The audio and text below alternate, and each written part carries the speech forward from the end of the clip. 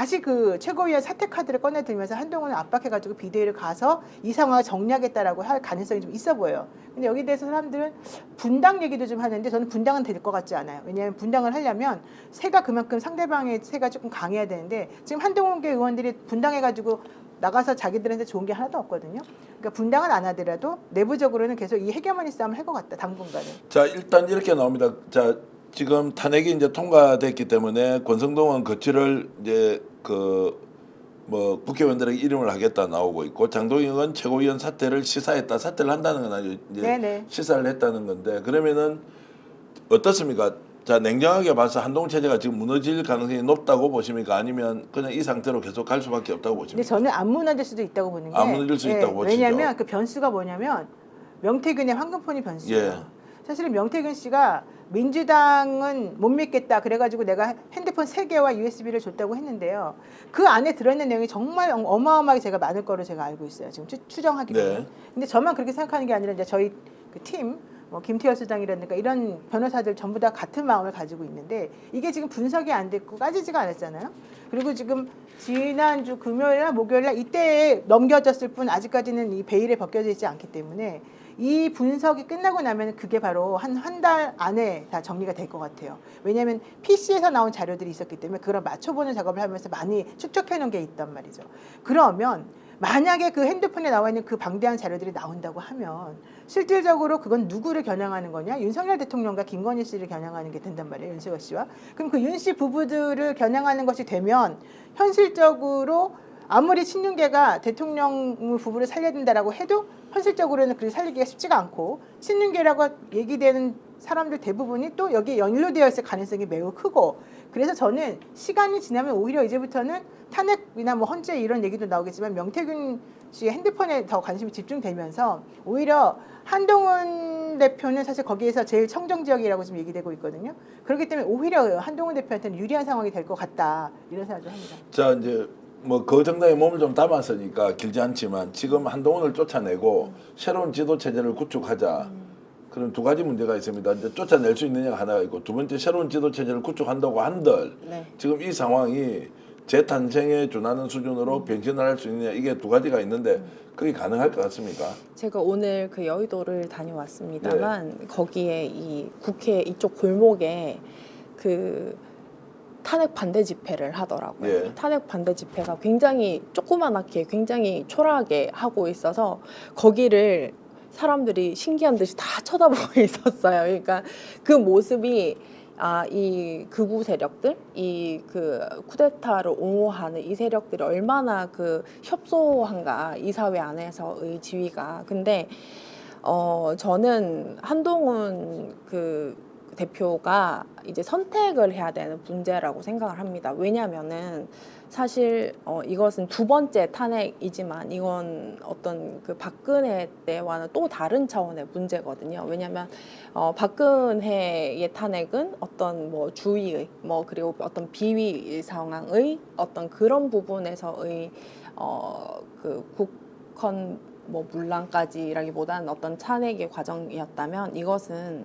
군을 이끌고 이제 내란을 저질렀던 이 세력들을 지금 오늘 아침에 사실 어제의 담화 내용이 포함되지 않은 여론조사가 약 11%였거든요. 그 윤석열 지지에 관해서. 그러면 이것은 사실 정상적인 국가의 어떤 지지의 기반이 될 수 없는 정당의 기반입니다. 근데 이번에 이제 두 번의 탄핵 과정에서의 85명은 잘못된 선택을 했고요. 그 다음에 저는 한동훈 대표가 그 한동훈 대표의 선택에 따라서 달려 있다고 생각을 합니다. 네, 왜냐하면 젊잖아요. 사실 뭐 이번 당장 그 대통령을 하는 것이 꼭 필요하지 않을 수 있거든요. 그리고 자신이 급하지 않다고 하면 그 어떤 사실 정치인은 물러나는 그 모습이 굉장히 의미가 있어야지 다시 나타날 기회가 주어지는데 이번에 한동훈 대표가 사실 극우 세력과 어떤 계속 이제 그 뭐 아웅다웅하는 모습을 보이는 게 그 안에의 극우 세력들 이제 그 어떤 그 윤석열 탄핵을 반대를 하고 이제 오히려 쿠데타 옹호를 하고 내란이 아니라고 하고 어떤 윤상현과의 결을 비슷하게 하는 그 집단의 세력을 이 대한민국 사회 안에 헌정 질서 안에 유효한 어떤 정치적 세력이라고 인정을 하면은 그 사람의 어떤 정치적 미래는 없습니다. 예. 네, 그렇기 때문에 제가 우리 그 한동훈 대표를 그닥 썩 좋아하진 않지만 진심 어린 조언을 한다고 하면 지금처럼의 혼란의 시기에는 한 발 빠져서 정치의 영역에 빠져서 그 사람들이 기대했던 그 법조인 그리고 젊은 그리고 굉장히 어떤 정의로울 수 있는 그 법조인의 한동훈의 모습을 찾고 자신이 그래도 지키고자 했던 어떤 헌정 질서의 모습을 그래도 자신의 양심과 어긋나지 않는 모습들을 누적적으로 10년을 보여주는 것이 그 사람의 정치적 미래를 주는 거지. 더 이상 이제 지금 국민의힘은 사실 정치적 세력이라고 인정을 할 수가 없고 앞으로는 박근혜 탄핵과 다르게 갈 겁니다. 분명히 다르게 갈 거예요. 그래서 박근혜 탄핵 때는 첫 번째의 아리송함 그리고 문재인 정권이 들어서고의 불만 이런 것들 때문에 다시 윤석열이라는 어떤 기회를 주어졌지만 두 번째 탄핵 이후에 군사 내란까지 옹호하는 저 집단이 돼버리면 네. 저는 자연적으로 소멸할 수 있는 그런 상황이라고 알겠습니다. 지금 한동훈 체제가 이제 어떻게 될 것인지 얘기하는데 이철우 경북지사 그리고 이제 홍준표 대구시장이 나서가지고 이제 지도부 총사퇴하라 이렇게 이제 촉구를 하고 있고, 자 전체적으로 한동훈은 물러설 뜻이 전혀 없습니다. 그러면 강제로 이게 추출하는 방법이 자 최고위원 사퇴를 네 명이 연쇄적으로 사퇴하고. 하면서 자 그게 가능할 것 같습니까? 지도부 사퇴를 할 것 같습니까? 아니면 그냥 나 계속 하겠다. 두 번째는 그 다음에 누굴 내세운다는 겁니까? 지금 비대위원장으로 권성동 원내대표가 들어간다는 거예요.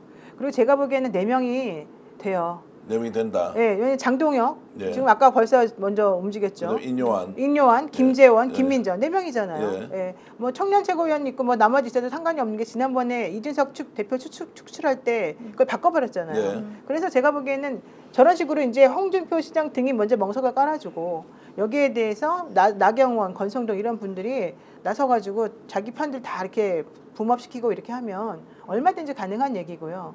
그래서 현실적으로 저분들이 저분들이 저렇게 하는 행동에 대해서는 사실 한동훈 대표도 어느 정도 생각을 하고 있을 건데 그 전까지는 장동혁 최고위원을 믿었던 것으로 보여서 사실은 그게 안 될 거라는 의견도 있었는데 제가 봤을 때 오늘 그런 태도 만약에 보였다고 한다면 이거는 방법이 좀 없어 자 보여요. 그러면은 어게인 구태정당이다. 그렇죠. 바로 그거죠. 구태정당으로 다시 돌아간다라고 했을 때 그러면은 회생할 수 있는 여지가 있습니까? 저 지금 면면들을 보면 회생시킬 수 있는 사람이 아무도 없는데 국민들이 지금 원하는 방향으로 도저히 못 갈 것 같은데요.